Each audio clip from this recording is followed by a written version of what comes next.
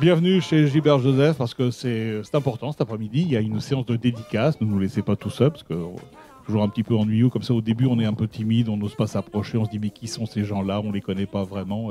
Vous allez les connaître un peu mieux, puisque à ma gauche, c'est Jean-Marie Potier. Jean-Marie Potier, qui a écrit non seulement le Dico du disco, mais également un très beau livre, Les coulisses du succès ABBA. Et à ma droite, c'est Alain Pozzuoli, qui lui a écrit aussi un livre très coquin sur les chansons sexy, on en parlera tout à l'heure, mais qui a évidemment co-signé également le Dico du disco. Pourquoi le Dico du disco? Parce que finalement, c'est des années assez mythiques, hein. C'est des années paillettes, colpe et la tarte, des costumes assez improbables qu'on ne portait pas vraiment pour faire ses courses dans le quartier le matin, mais qui faisaient leur petit effet en général à la télé dans des émissions comme celle de Guy Lux ou des Carpentiers. Les années disco, c'est parce que cette musique a marqué pratiquement une décennie. Il n'y a pas seulement eu ABBA, hein, il y a eu d'autres groupes. Mais ABBA, on a un faible pour ce groupe-là, et c'est pour ça qu'il y a un bouquin complet consacré à ABBA. Moi, je n'ai pas écrit grand-chose, hein, j'ai juste fait la préface, quelques pages, mais les 450 ou 400... On a compté, c'était combien exactement? C'est presque 500. Allez, faisons-le à 500, une cote mal taillée. C'est pratiquement 500 pages, mais c'est vraiment le livre le plus complet qui a été écrit sur ABBA et sur la carrière de ce groupe mythique suédois qui avait gagné en 1974 le Grand Prix Eurovision de la chanson avec Waterloo. D'ailleurs, on est allés tous les deux à Waterloo sur les lieux du crime, en quelque sorte, pour voir si le lion était vraiment dans la direction de l'Angleterre, ce qui est le cas d'ailleurs. Il y a une butte de terre, tout à fait artificielle, et au sommet, il y a un lion, et le lion, il est tourné vers l'Angleterre, parce que si ça n'a pas été franchement un succès pour Napoléon. Pour les Anglais, oui. Oui, pour Napoléon, c'était bon. Tristouné. Et mais pourquoi ABBA, d'ailleurs, a choisi de chanter Waterloo comme ça? C'est bizarre qu'un groupe suédois de deux filles superbes. Alors moi, j'ai surtout regardé les filles. Ben, il y avait deux garçons qui avaient énormément de talent, puisque c'est eux qui ont pratiquement écrit toutes les chansons. Ils écrivaient leurs chansons dans un petit chalet au bord d'un lac, comme ça. Là, tout ça, c'est dans le bouquin. Vous allez découvrir des choses tout à fait magnifiques. Mais pourquoi Waterloo? En fait, le titre vient, c'est une idée de leur producteur. Au début, le producteur s'appelait Stig Andersson et il était parfois considéré comme le 5e membre du groupe. Il travaillait dans l'ombre et c'est lui qui a eu cette idée. Ils lui ont donné une bande avec l'orchestration, quoi, pour qu'il commence à écrire le texte. Souvent, il commençait à écrire et Björn, le guitariste du groupe, continuait, poursuivait, enfin, ils travaillaient ensemble comme ça. Mais c'était souvent Stig qui démarrait. Et donc il emmène une bande avec lui pendant les vacances de fin d'année. On était en 73, fin 73.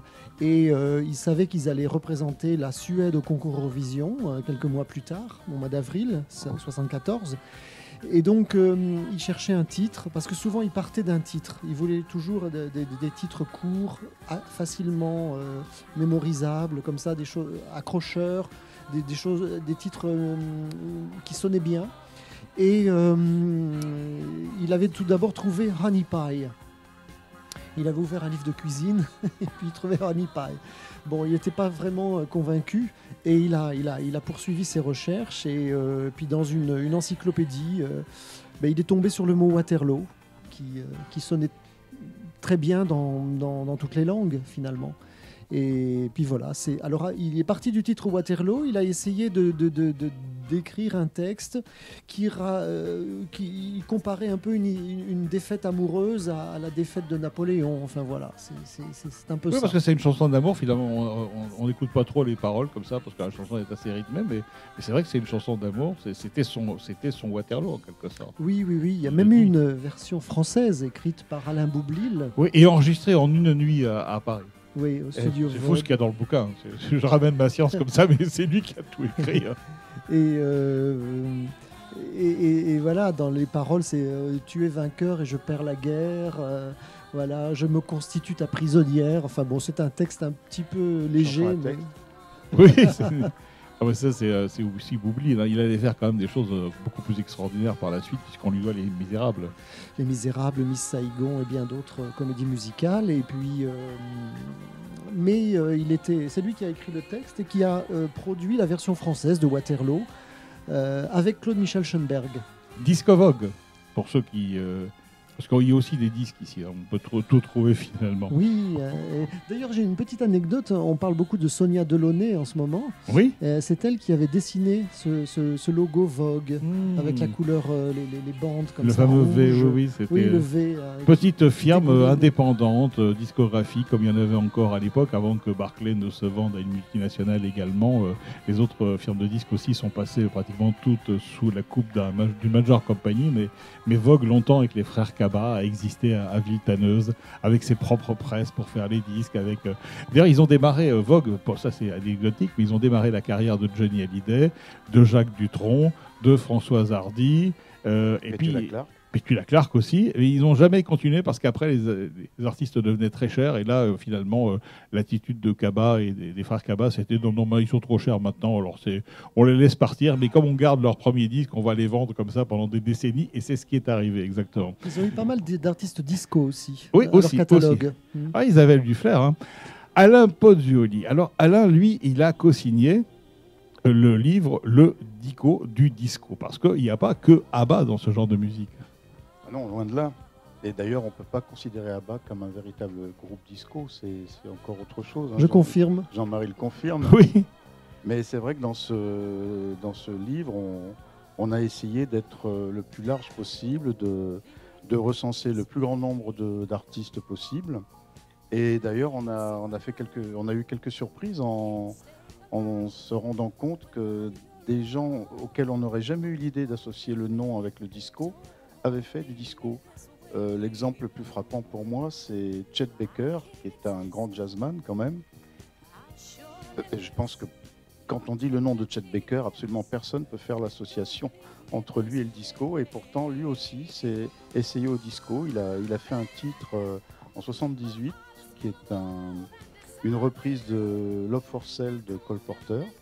Et c'est un disco qui fait 12 minutes, qui peu à peu évolue vers le free jazz. Donc c'est vraiment un morceau très très particulier, mais vraiment c'est l'exemple type de l'artiste dont on ne s'attendait pas à trouver le nom dans cet univers-là.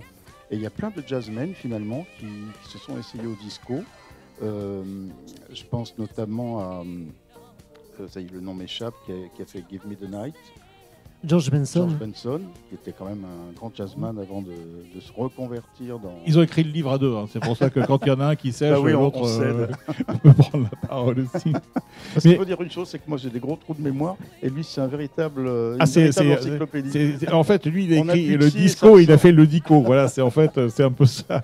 Alors, donc quand on revient aux origines du disco, c'est assez bizarre, parce que, bon, il y a des gens qui disent non, le disco c'est français, c'est le French disco, d'autres qui disent non, ça tout a commencé en Allemagne avec le Munich Sound, et puis d'autres disent non, c'est le son de Philadelphie, pas du tout, vous ne connaissez rien, etc. En fait, il y a des origines multiples, hein, au disco. Et puis ce qui est très étonnant, c'est que ça, en 2-3 ans, ça a éclaté un petit peu partout. Le premier vrai titre disco qu'on peut considérer comme le proto-disco, c'est Shaft de Isaac Hayes. Oui, la bande originale du film Shaft, qui fait partie de ces films Black qui ont marqué ces années 70, parce que bon, il n'y avait pas beaucoup de films avec des vedettes noires aux États-Unis. On sortait des années un peu compliquées des années 60 et d'une sorte d'apartheid quand même, parce que là on voit avec les événements actuels que c'est pas encore complètement résolu le problème des Noirs aux États-Unis, au point que Mahalia Jackson était venue en Europe et qu'elle racontait qu'elle était quand même pas trop bien traitée dans son propre pays. Il y a eu quand même des moments un peu difficiles. On a tendance comme ça à estomper ça. Dans les années 60, on dit oui, mais on oublie la guerre du Vietnam, on oublie la guerre d'Algérie, on pense que c'est les yéyés, salut les copains. Ça se résume pas à ça, hein, mais heureusement que notre mémoire est un peu sélective, parce que ça nous permet de nous souvenir que des bonnes choses finalement. C'est bien. Mais il ne faut pas oublier quand même de resituer tout ça dans le contexte à la fois économique, historique de l'époque. Mais au moins, le disco avait un côté très fun, finalement. C'était basé sur, simplement, tous les temps étaient marqués, en fait. Oui, en fait, ce qu'on peut dire, c'est que le disco, c'est une musique qui est vraiment faite pour danser. Elle est née dans les discothèques, elle a été créée plus ou moins par les DJ, et évidemment par les producteurs. Donc c'est vraiment la musique typique de la danse, de la fête. Et ce qui est important aussi dans le disco, c'est que c'est la première fois que, à la limite, quand on allait dans une boîte de nuit, n'importe qui pouvait se mettre sur une piste improviser ce qu'il voulait. Il n'y avait plus besoin d'avoir des codes précis, de savoir vraiment danser, comme c'était le cas pour les danses d'avant, pour le tango, le passo doble.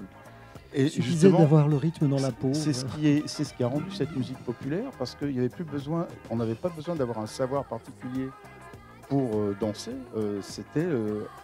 C'était naturel, on se laissait aller et ça marchait. Alors tout le monde n'avait pas le talent de Saturday Night Fever quand même. Non, je confirme.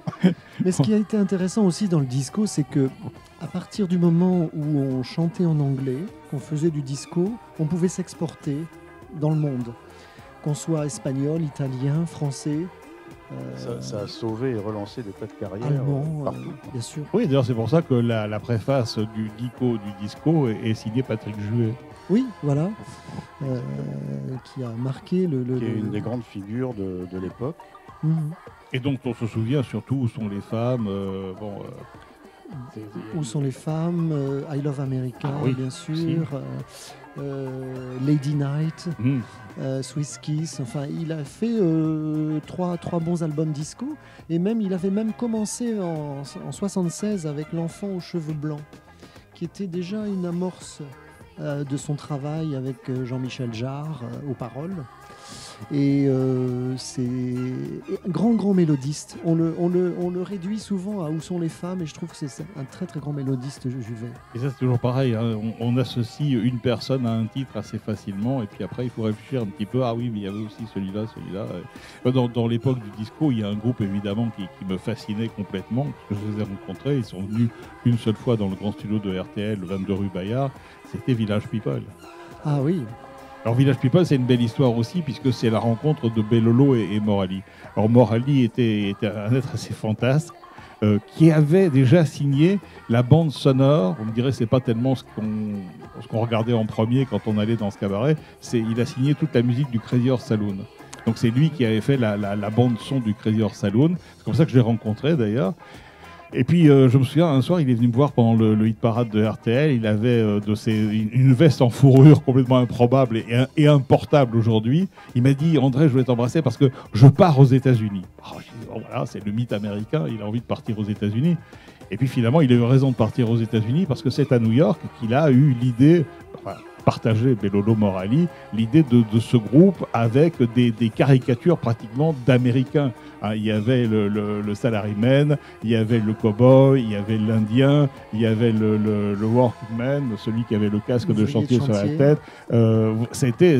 Bon, il avait rencontré, je crois que c'est l'Indien qu'il a rencontré en premier, qui était vraiment habillé en permanence en Indien, qui se promenait dans le village, Greenwich Village. Et c'est comme ça qu'il a... Il y a eu un film d'ailleurs qui raconte l'histoire à peine romancée de ce groupe Village People, Can't Stop the Music, et c'est un film assez rare. Enfin, il faut le trouver uniquement, vous pourrez le trouver maintenant dans les occasions. Mais si vous venez justement chez Gilbert Joseph, vous allez trouver ça parce qu'on peut à peu près tout trouver. Mais quelquefois, il faut attendre, il faut revenir, mais ça vaut la peine d'essayer de retrouver ce film. Rien n'arrête la musique en français. Voilà. On en parle d'ailleurs dans Oui. le livre, puisqu'on a fait un dossier sur le cinéma et le disco.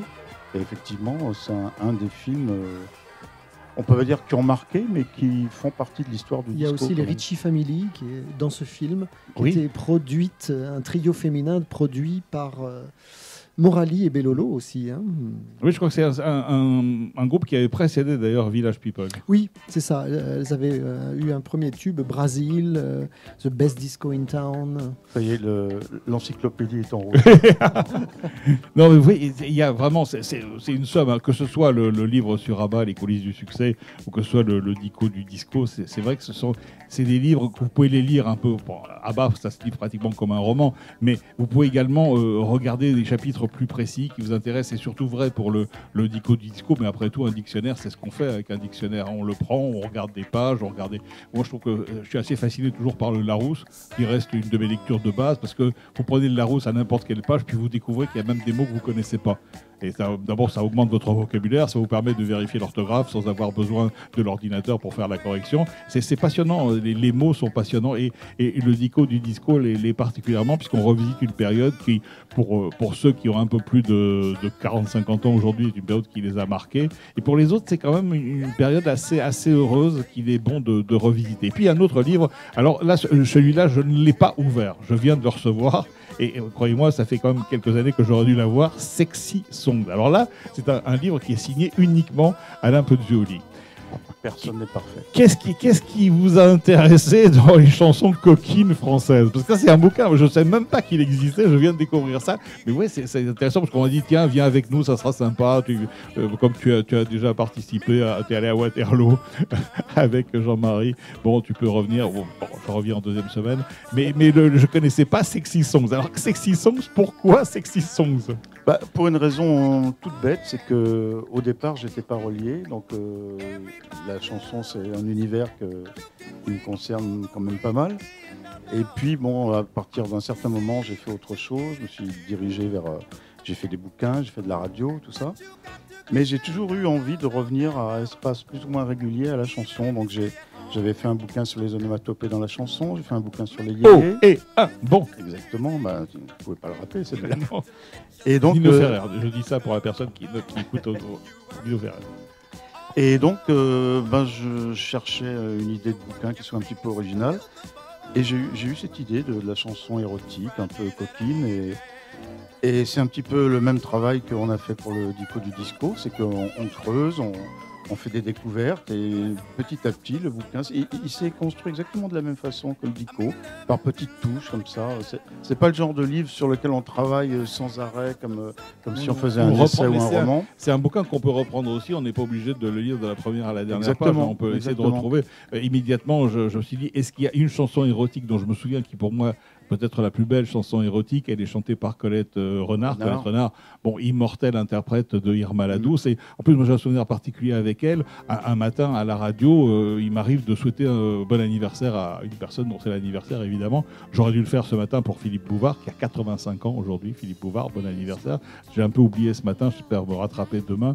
Mais enfin, il y avait aussi la Saint-Nicolas qui me touche particulièrement parce que je suis né en Belgique et que la Saint-Nicolas... Bah oui, c'est une grosse journée quand même. La Saint-Nicolas, c'est comme Noël partout dans le monde. Noël, c'est une fête un petit peu artificielle puisque le Père Noël est une création... une belle création imaginaire, mais Saint-Nicolas était vraiment un évêque, il a vraiment existé, même s'il est possible qu'il n'ait pas réellement ressuscité des gamins qui avaient été tués par un boucher, découpés en morceaux dans un saloir. Hein. Ça, je ne garantis pas l'authenticité de l'anecdote, mais Saint-Nicolas, c'est donc une fête qui existe dans l'est de la France, en Belgique, en Hollande aussi. C'est le 6 décembre. C'est une fête importante pour les enfants, puisque avant de se coucher, beaucoup d'enfants mettent une carotte devant la cheminée, un navet pour l'âne de Saint-Nicolas, quelquefois une boisson chaude. Du verre d'alcool aussi, ça dépend des régions. Mais bon, c'est pas comme le Père Noël. Le Saint-Nicolas, c'est pour ceux qui ont vécu leur enfance dans le Nord, en Belgique ou en Hollande, c'est une fête, ou dans l'Est, c'est une fête très importante. D'ailleurs, il y a aujourd'hui une grande manifestation avec l'arrivée de Saint-Nicolas, c'est à Metz, dans le cadre du Téléthon, parce que c'est une grande journée. Il y a le Téléthon, il y a le Saint-Nicolas, il y a pour ça beaucoup de choses. Et donc, la seule chanson à laquelle j'avais pensé immédiatement en découvrant ce livre tout à l'heure, avant de vous retrouver, Sexy Songs, c'était Colette Renard, parce que Les Nuits d'une demoiselle. Les Nuits d'une demoiselle, c'est très très très coquin. Hein. Très coquin et très très bien écrit. Et oui, remarquablement écrit. C'est pas du tout. Bon, quelquefois on dit oui, mais c'est des chansons, c'est assez vulgaire, c'est des chansons de cabaret pour très tard le soir, ou alors c'est des chansons pour les caravans. Mais non, pas du tout. C'est une chanson qui est extrêmement érotique, mais extrêmement bien écrite, avec des petits bijoux comme les mots, puisque bon, ça décrit le sexe féminin, mais alors vraiment il y a une belle recherche. Et bon, pourquoi je parle de Colette Renard? Parce qu'un matin je souhaite son anniversaire. Et elle m'a appelé, elle écoutait la radio, elle était très touchée que quelqu'un pense à lui souhaiter son anniversaire. C'était déjà, comme disait Pascal Sevran, une vieille chanteuse, mais bon, c'est très touchant. Enfin, moi j'étais très touché qu'elle m'appelle et qu'elle en soit heureuse, et bon, ça m'a fait plaisir qu'elle commence bien la journée en écoutant RTL. Alors, je précise une chose, justement, parce que vous parlez de ça, c'est que dans Sexy Song, comme dans le Dico du Disco, il y a un disque, il y a un CD, je crois que chacun a à peu près 20 ou 22 titres. Et donc, dans Sexy Song, il y a la chanson, la fameuse chanson de Colette Renard. Et puis, bon, alors dans Sexy Song, autant dans le Dico Disco, les titres sont presque assez faciles à retrouver ailleurs dans d'autres compilations, mais dans Sexy Song, ce sont des chansons beaucoup plus anciennes qu'il est très très difficile de retrouver. Alors bon, si vous avez l'amour des mots de ces chanteurs qui ont En toute discrétion, certains, parce qu'ils se sont pas. C'est pas les chansons les plus célèbres des artistes. Maurice Chevalier, il y a une chanson de Chevalier aussi. Oui, oui. Ah bah, il y a plein de gens. Il y a Annie Cordy. Annie Cordy, vous pourrez dire, oui, la bonne du curé, Tata Yo-Yo, bien sûr, Oh, chaud cacao. Mais elle a fait des trucs un peu plus coquins que cigarettes, whisky et petite pépé. Il y a aussi des chansons assez récentes, des artistes. La chanson la plus récente doit dater de 62, 63, parce que pour des raisons de droit, on ne pouvait pas prendre des chansons plus récentes. Et puis il y a aussi une chose, c'est que, et ça je m'en suis rendu compte au fur et à mesure que je faisais le livre, c'est que contrairement à ce qu'on pourrait penser, en arrivant vers nous dans le temps, on se rend compte que la censure est de plus en plus prégnante. C'est-à-dire que dans les années 10, 20, 30, on faisait des chansons qui étaient terriblement osées et qu'on n'oserait jamais, même non seulement sortir aujourd'hui, mais même proposer. Parce qu'il y a une telle chape de plomb sur l'art, finalement, sur la création, qu'on ne peut plus faire ce qu'on faisait il y a encore 50 ans. Je donne encore un exemple. En 66, Michel Polnareff a sorti un disque. Il y avait Love Me, Please Love Me sur une face et L'amour avec toi sur l'autre face. L'amour avec toi était interdit en radio jusqu'à 22h. On n'avait pas le droit de la diffuser, simplement parce qu'il disait « j'ai envie de faire l'amour avec toi ». Ça, c'était vrai sur les stations du service public. Hein. Ce n'était pas le cas sur tous les périphériques. Oui. Mais ce qui est vrai, c'est qu'à ce moment-là, moi, je vivais en Belgique et la RTBF, donc la station de la radio d'État, lorsque dans le hit parade de l'époque, les jeunes votaient pour la chanson « L'amour avec toi », en fait, on comptabilisait les votes sur la face B. De façon à éviter de passer la face A à 17h l'après-midi dans une émission qui se voulait concurrente de Salut les copains. Et je crois même qu'il devait faire le concours de la Rose d'Or d'Antibes avec L'amour avec toi. Et les organisateurs ont insisté pour qu'ils présentent Love Me, Please Love Me à la place. Parce que vraiment, c'était pas concevable qu'à l'époque, on puisse dire une chanson pareille en public. Puis Polnareff a continué dans la provocation avec les fesses sur l'affiche qui annonçait l'Olympia. Et la photo suivante était juste un peu surpris parce que le chapeau était placé à une bonne place. Je me souviens, dans ces années-là, je me suis demandé comment il pouvait tenir. Et puis, bien motivé, je me suis aperçu qu'on pouvait faire tenir le chapeau. Mais ça, justement, ça rejoint un peu les sexy songs du livre. J'aurais pu mettre l'anecdote dedans. Le livre couvre aussi plusieurs décennies. Il démarre au 19e siècle, jusqu'au jour, quasiment aujourd'hui. Ouais. Mais c'est vrai qu'aujourd'hui, il y a une sorte de politiquement correct. Puis aussi, pour les artistes, ils savent bien que si ils sont un peu transgressifs, la chanson ne passera pas sur les chaînes de radio, de télé. C'est comme ça. Mais c'est aussi vrai dans la censure sur les dessins animés japonais. À l'époque de Dorothée, c'était, je crois, Ségolène Royal avait appelé ça des japoniaiseries et était l'une des plus virulentes à faire des coupes sombres dès qu'il y avait la moindre séquence un peu brutale dans le film, alors que les enfants ont besoin d'exutoire aussi et que quand ils jouent à la guerre, ils savent bien qu'ils vont pas se faire mal. Ils ont une sincérité dans le jeu, mais qui est aussi qui s'arrête au fait qu'il ne faut pas se faire mal. Donc c'est assez compliqué de dire ce qu'il faut, comment. Puis c'est toujours, moi je suis assez choqué parce qu'il y a toujours des gens qui regardent des séquences et qui disent ça on peut pas le montrer, mais eux l'ont vu. Alors c'est un peu embêtant. C'est pour ça que sur Internet aujourd'hui on peut trouver des choses qui sont quasiment censurées dans les journaux télévisés, ou alors on a pour des raisons publicitaires, on inverse le nom. Comme si vous ne pouviez pas lire Décathlon à l'envers ou Darty à l'envers, c'est un peu stupide, mais ça c'est le CSA qui l'exige, ou alors flouter. Alors on floute de plus en plus de choses. On peut se dire, et on accepte des témoignages de gens qui ne veulent pas se montrer. Alors qu'on a comme principe qu'une lettre anonyme, elle va immédiatement dans le classement vertical, c'est-à-dire la poubelle. C'est des particularités de l'époque comme ça qu'on ne maîtrise pas, des contradictions avec lesquelles on finit par vivre quand même. Mais vous vous rendez compte quand même que ces 3 livres sont tout à fait intéressants. Donc on ne va pas vous faire un prix sur les 3, parce qu'on n'est pas sur les marchés. Là, vous achetez un, vous avez une réduction sur le 2e, le 3e, non. Mais enfin, les 3 sont particulièrement intéressants. On va peut-être marquer une pause de façon à ce que vous puissiez concrétiser vos achats si vous voulez, ou faire dédicacer les livres par les auteurs, et puis on reprendra cette conversation un petit peu plus tard, d'accord ? Et puis il y a vraiment un lien entre les 3, parce que dans Sexy Song, on retrouve des chansons disco, comme Love to Love You Baby de Donna Summer, parce qu'il n'y a pas que la chanson française aussi dans le livre. Et puis ABBA qui a fait du disco, tout est lié. Voilà, il y a une collection dans les 3. Les 3 ont vraiment, c'est 3 très très beaux livres. Donc il y en a un que j'ai pas encore lu, c'est donc Sexy Song, mais qui m'attire particulièrement. Mais alors vraiment les coulisses du succès ABBA, c'est une merveille. En plus, moi je suis aussi content pour un truc, mais ça c'est tout à fait personnel, c'est parce que Jean-Marie Potier a retrouvé une photo à laquelle je tenais particulièrement. Bon, Abba, je les ai rencontrés que 3 fois dans ma vie, c'est pour ça que moi je pouvais pas écrire le bouquin quand même. Mais enfin, déjà, avoir rencontré Abba 3 fois, ça m'a permis d'être interviewé par beaucoup de chaînes de télévision sur le phénomène Abba, parce que finalement, très peu de gens en France ont rencontré 3 fois le groupe Abba.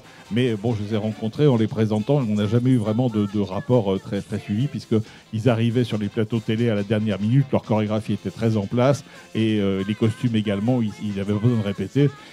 Et puis en général, dans la tournée, ils étaient très très bousculés. Quand ils étaient à Paris, ils ont fait des télés bien sûr, mais le soir même, ils enregistraient la version française de Waterloo. Donc ça fait quand même des emplois du temps hyper chargés. Mais à bas les coulisses du succès, vous verrez, il y a une photo du plateau de Chansons à la carte, grande émission de la télé belge des années 70, où Abba est venu 2 fois. Et ils sont venus une fois à Bayard, dans le grand studio de RTL. Et alors là, c'est très frustrant parce qu'il n'y avait pas de photographe officiel pour immortaliser ce moment. Il y a eu un spectateur dans la salle qui était un très bon photographe qui a fait des photos. Sauf qu'il s'intéressait beaucoup plus aux filles qu'à moi. Alors quand on voit la photo, il y a les filles, il y a le groupe, il y a Eddie Mitchell qui était l'invité fil rouge de l'émission, Studio 22. Et puis moi, je suis à côté, mais pas sur la photo. Voilà. C'est donc un regret éternel. L'important, c'est de participer. Mais voilà, oui, Coubertin, d'accord. Donc, on marque une petite pause. Et puis, si vous voulez le livre, les auteurs seront très heureux de vous le dédicacer. Et puis, on prendra cette Et André Torrent également. Moi, je veux bien, je signe la préface. Mais vraiment, c'est 2 pages. C'est pas ce qu'il y a de plus important dans le bouquin. En tout cas, merci de votre attention. Et puis, j'espère qu'on va se retrouver d'une manière un peu plus proche.